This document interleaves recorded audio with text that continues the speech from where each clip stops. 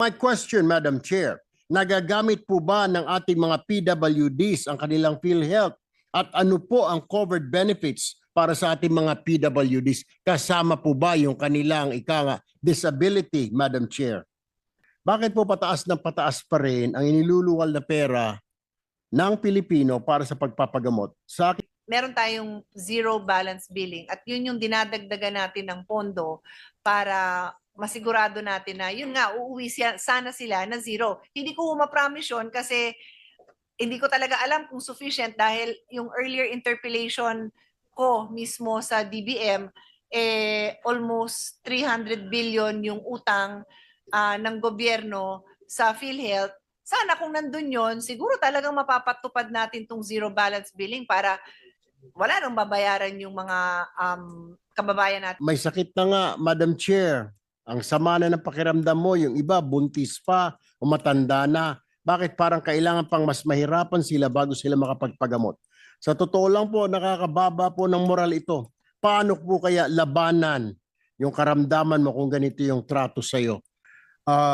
Moving on po, under the 2024 COA Annual Audit Report, COA mentioned that the current practice for requiring PWDs in the formal sector to pay premium contributions is inconsistent with Republic Act number 11228, and the lack of comprehensive guidelines may have deprived a portion of this vulnerable sector of the healthcare services and financial protection intended for them under the said law. Republic Act 11228 po, an act providing for mandatory PhilHealth coverage for all persons with disabilities, amending the purpose of Republic Act number 7277 as amended, otherwise known as Magna Carta for persons with disability. Under Section 20-A, all persons with disabilities shall be automatically covered under the National Health Insurance Program of the Philippine Health Insurance Corporation. Premium contributions for all PWDs shall be paid by the national government, provided that the premium contributions of PWD members in the formal economy shall be shared equally by their employers and the national government. My question, Madam Chair, nagagamit po ba ng ating mga PWDs ang kanilang PhilHealth? At ano po ang covered benefits para sa ating mga PWDs? Kasama po ba yung kanilang disability, Madam Chair? So, Mr. President, tama po kayo na covered talaga ang PWD sa contributions ng gobyerno. Covered sila. In fact, yung katanungan po ng kasamahan natin si Senator Risa Hontiveros kanina na yung beneficiaries nito, hindi kompleto ang pondo to cover all the different sectors. But I reassured Her Honor that no one will be turned away. Lahat po yan mako-cover. So in addition to all the benefits that any PhilHealth member can avail of, there are benefit packages for persons with disabilities. Physical medicine, rehabilitation services, and assistive mobility devices. So what you're saying, 40,000. so what you're saying, Madam Chair, may ilang grupo ng PWDs na deprived doon sa portion sa vulnerable sector ng healthcare services and financial protection. Meron po. Sorry, meron na deprive? Na-deprive Wala ho. na portion. Wala naman. Alright. Syempre sabihin ho natin kasi lahat sila covered. Ang pinapaliwanag ko ay hindi man sapat yung premium na contribution ng gobyerno, no one will be turned away. Ang effect nung kulang na contribution ng gobyerno over time, magkakaroon ng deficit, may deficit na kasi nga kulang ang contribution, Right. kukuha sila dun sa reserve fund. Pag yan nagalaw ng masyado, baka pati ho yung benefit ng pangkalahatan, not just for a particular sector, baka maapektuhan. Ayaw natin mangyari yun kasi may magandang mga benefits na nilalabas for 2026, tapos pinaganda pa lalo for 2027. Sana tuloy-tuloy ang program, sana mapondohan lahat. Alright, thank you, Madam Chair. Noong 2019, nag-umpisa po ang Universal Healthcare Law. Bakit po pataas ng pataas pa rin ang iniluluwal na pera ng Pilipino para sa pagpapagamot? Sa aking panukalang batas po, Madam Chair, kaya po ba na i-cover ng PhilHealth ang 30% ng kabuang bayarin sa ospital? I have been battling for this since I was still in Congress, Madam Chair.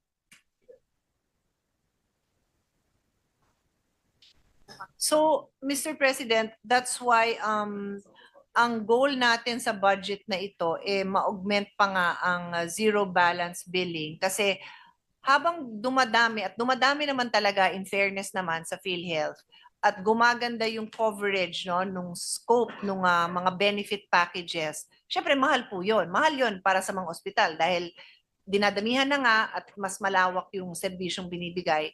Mas mahal 'yon. So tayo naman because we want the people, especially those that have less financially to be covered, meron tayong zero balance billing at yun yung dinadagdagan natin ng pondo para masigurado natin na yun nga uuwi sana sila na zero. Hindi ko ma-promise yun kasi hindi ko talaga alam kung sufficient dahil yung earlier interpellation ko mismo sa DBM almost 300 billion yung utang ng gobyerno sa PhilHealth.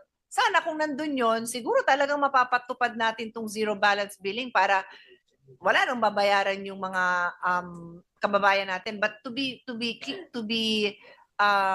mean what I'm excited about is that pati sa mga LGU hospitals nakarating po diyan ang subsidies natin para kasi dati ang unang sinabi is sa DOH hospitals lang. So kawawa naman din po yung mga mayor natin dahil sila ho ang sinisingil ng mga constituents nila sa mga LGU hospitals. Siyempre the people do not differentiate DOH hospital ba to? LGU hospital ba ito? So tayo nilagyan na natin ng pondo para kahit sang hospital pumunta, DOH or LGU, may dagdag na pondo. And kulang pa, but we're getting there. Thank you, Madam Chair. Madam Chair, I'm not sure kung natanong na po ito ni Senator Ontiveros, pero tatanong ko po yung mahabang pila sa mga public hospitals. Ito lang po, malapit po sa amin, ito pong East Avenue Medical Center sa gabi. Sabi nila, mga nag-aantay daw yon para makapasok. May sabi naman iba, mga bantay daw yon. Ganon din po doon sa National Children's Hospital, dito po sa May Rodriguez. Paggabi, dyan sa paligid po, sa lampak po sa sidewalk. Parang nagiging normal na sa Pilipinas kapag may sakit ka at kailangan mong paggamot sa mga public hospitals, pipila ka o magka-camp out ka para lang masiguro na magagamot ka. Paano ba natin po mapuputol itong ganitong klaseng kalakaran?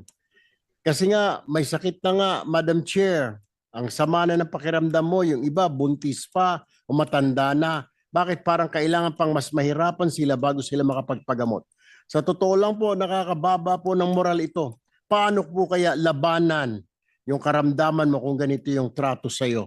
At and I'm saying, siguro talagang, so what do we plan to do with this, Madam Chair? So, this is our situation, Mr. President. As our hospitals get better, and I have to say, I've seen them get better because I was chairman of the Committee on Health for 9 years since 2004.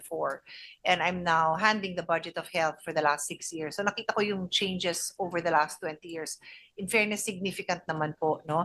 So of course, people want to avail of that. Dati, honestly, yung survey, the poorest don't even bother to go because wala naman silang pambayad. So there was a survey in the early years na ang binabayaran ng PhilHealth puro private hospitals kasi hindi na nag-aabala yung mahirap pumunta sa ospital dahil wala namang zero balance, walang ganon.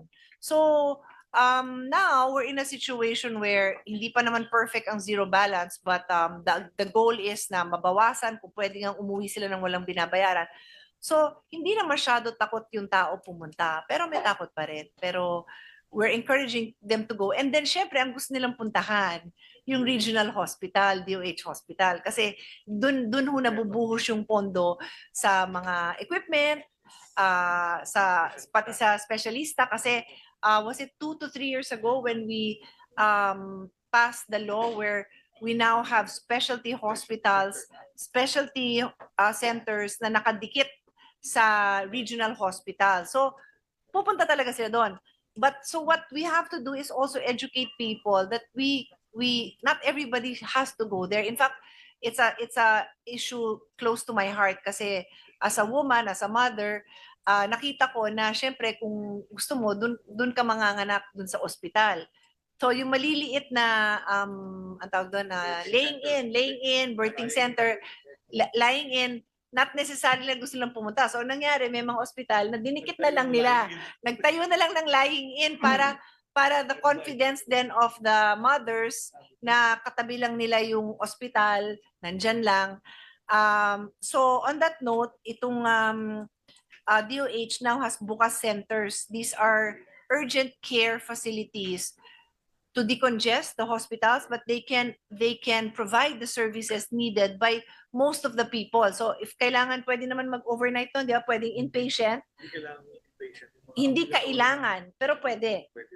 Pwedeng inpatient, pwedeng out. Of course, i-refer naman yun sa tamang ospital kung kasi si urgent care nga lang urgent lang, hindi yung pangmatagalan. So the bukas centers, there are 58 of them, community-based, but hospitals like East Avenue has opened its own in-house bukas kasi nga sa dami talaga ng pumupunta doon.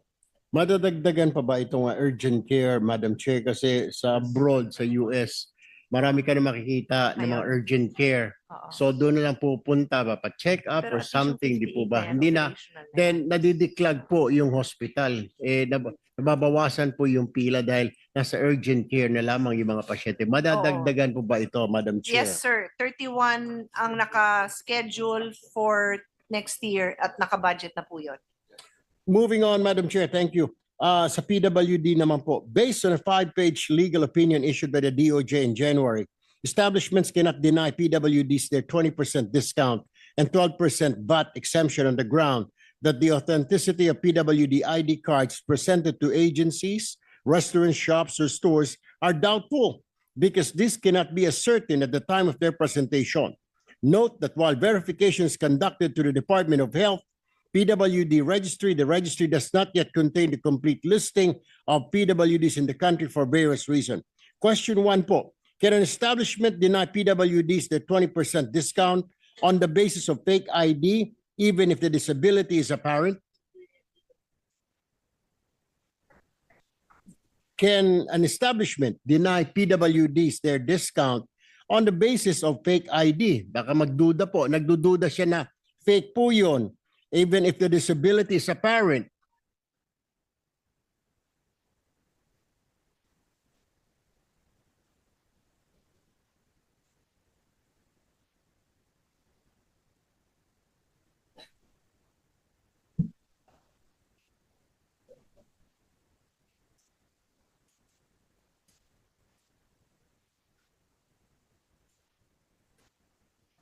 Sorry, nalito lang po ako kasi sabi ko pa na tayo napunta sa tindahan, DOH to, sorry. So the secretary is explaining that DOH is the one that registers the PWDs. The master list is so kayo nag-update yan. However, ang LGU ang nag-i-issue ng ID. So may lag of time yan na minsan may ID na tapos hindi pa yan encoded. So paano niyo isosolve yun? So of course, the first thing is we are requesting the LGUs na pag-issue mo ng ID, pa-encode na kaagad, agad-agad, no? So pero ano ba kayo, parang what do you call that, like real time? Real time naman. So may lag din sa LGU. So well, maybe you can issue more some more advisory sa LGU kasi kawawa nga yung pasyente. Kaya yun yung tinatanong ko na paano nangyari yun. Dahil nga hindi na re-register pero mag-i-issue ka agad ng card. All right. My question, Madam Chair, my follow-up question will be, paano kung talagang, physically handicapped ka, talagang pilay ka, you only have one leg, pero you have fake PWD ID. Is it okay or i-deny niya kasi fake yung ID or expired yung ID? Ano ho ang prinsipyo rito? Ano ho ang susundin na rule? Meron ng opinion ng DOJ. Sabi ng DOJ, denial and withholding PWD benefits privileges solely because the authenticity of the PWD ID card cannot be verified at the time of presentation does not comply with the existing law laws and implementing rules and regulations. So katulad nung binigay niyong example, nakitang-kita naman na PWD, hindi po sila dapat i-turn away at kailangan ibigay yung kanilang discount. My other question, Madam Chair, ang PWD IDs po ba ay subject to renewal? Kahit po yung kanyang disability ay inborn or kitang-kita naman na one leg na lang po or isang mata na lang or talagang mayroon po siyang disability sa paningin, bulag po. Bakit po kailangan i-renew ang PWIDs for PWD with permanent disability? Why is that?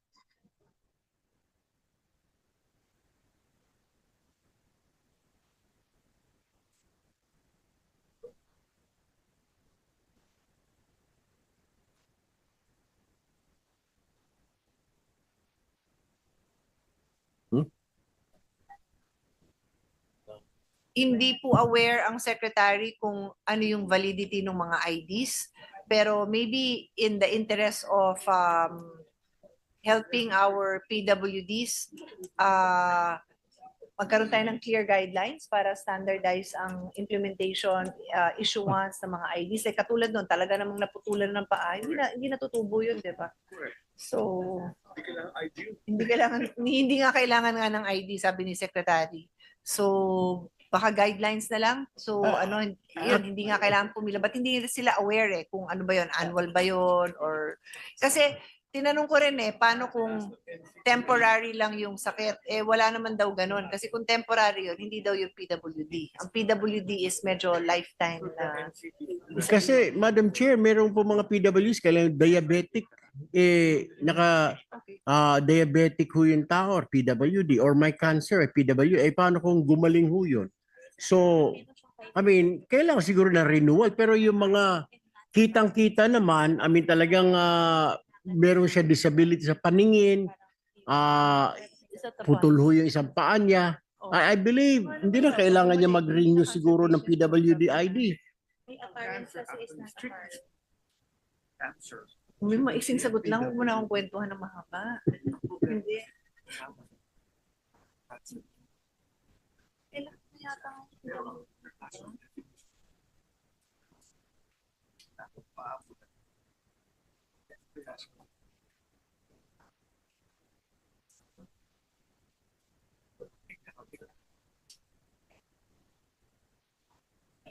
So ano sagot natin doon sa ano? I'm still searching for an answer, Your Honor. Well, Madam Chair, for the clarification of the Madam Chair and the Secretary, this representation filed a bill this month na hindi na po kailangan i-renew ang ng mga PWDs na may permanent disability. I just hope na it will pass very soon. Okay. We Yeah, filed a so may bill. bill pala tayo. Yeah. Okay. So to be clear, 5 years validity yung ID. Yes, may non-apparent. And then they distinguish between non-apparent and apparent disability. Pag apparent, hindi mo na nga kailangan hingan ng ID. Pero pag non-apparent, yeah, the establishment can ask for an ID. Thank you, Madam Chair. Meron ba tayong unified PWD ID system, Madam Chair? Sabi ng DSWD, yung Okay. So DSWD plans to do that, Mr. President. It is not yet existing though. Would you happen to know, Madam Chair, kung i-incorporate po ba ang PWD ID sa ating national ID? Para hindi na po Pwede dala-dalawang naman, ID yes. dyan. That seems like a good idea, Mr. President.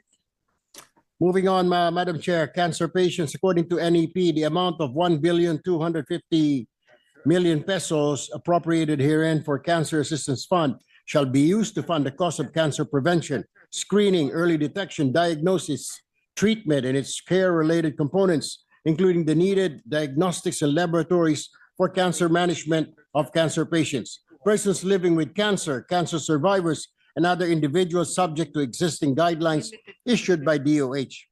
For 2025 po, kumusta ang utilization rate ng Cancer Assistance Fund po natin?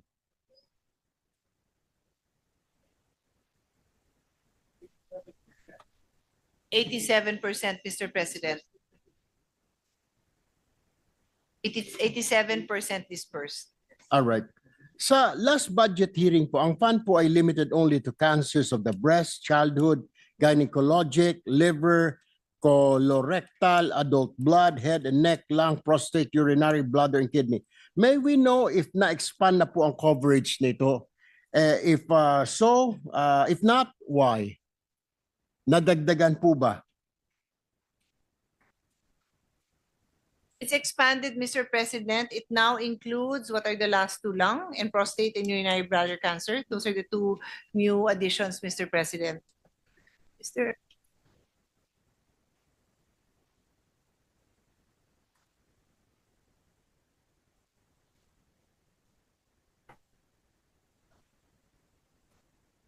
So, Madam Chair, nadagdagan pa. Yes. I mean, dumami pa. Yes. All right. Thank you, Madam Chair. Ito po yung tanong ko kanina na naguluhan po ako na tanong ko doon sa PCMC. Ito pong sa barangay health centers po natin. Ano po ang mga common health problems po ba, Madam Chair, na isinasangguni ng ating mga kababayan sa tuwing pumupunta po sila sa ating mga barangay health centers? Must we really have a barangay health center, Madam Chair? Mr. President, I'm sorry I didn't hear your question because my team is pointing out to me that we have a special provision in our bill where we no longer have a restriction on the kind of cancer Oh, that okay. can be supported. Yes. So lahat na po. Lahat na, Include po yung mga including persons living with cancer, survive and other individuals. Pwede na pumasok dyan, pati yung mga Oh, yeah. relatives na high risk. Yeah. So actually even yung relatives nila ng cancer patient can be checked, can be screened because yung iba doon, yung ibang kind ng cancer is hereditary. Oh, that's very good news, Madam Chair. Thank you. I only heard the last part of His Honor's question na kailangan pa ba? Yes, Madam Chair. Ito pong barangay health centers po natin, common health problem. Ano po ba ang sinasangguni ng mga kababayan natin na nagtutungo po sa barangay health centers? Do we really need this pa ba? Itong mga barangay health centers? Yes, ito? Mr. President, kasi ito yung ano natin mga frontliners. So a lot of the especially in geographically isolated areas, this is the most effective, no? Sila yung first contact.